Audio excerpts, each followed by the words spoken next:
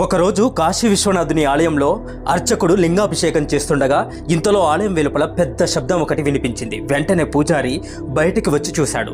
ఒక పెద్ద బంగారు పళ్ళెం ఒకటి కనిపించింది. దగ్గరికి వెళ్ళి చూశాడు. ఆ బంగారు పళ్ళెం మీద ఇది నా భక్తుడి కొరకు అని రాసి ఉంది. ఈ బంగారు పళ్ళాన్ని ఆ కాశీ విశ్వనాథుడు నా కోసమే పంపాడని ఆ పూజారి ఎంతో సంతోషించాడు. ఆ బంగారు పళ్ళాన్ని తీసుకుందామని దాన్ని ముట్టుకోగానే ఆ బంగారు పళ్ళెం కాస్త మట్టి పాత్రగా మారిపోయింది.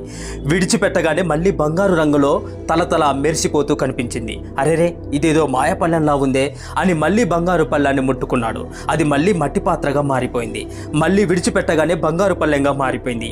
ఈ విషయం ప్రజలందరికీ తెలిసింది. ఆ బంగారు పళ్ళాన్ని చూడడానికి భక్తులందరూ తరలివచ్చారు. దాంతో ఆలయం కిక్కిరిసిపోయింది. ఒక్కో భక్తుడు రావడం, బంగారు పళ్ళాన్ని ముట్టుకోవడం, అది కాస్త మట్టి పాత్రగా మారిపోవడం, ఇదే తంతు జరుగుతుంది. ఈ విషయం కాస్త కాశీరాజుకు కూడా తెలిసింది. రాజ్యంలో తనకన్నా గొప్ప భక్తుడు లేడంటూ ఆలయానికి వెళ్ళాడు. ఆ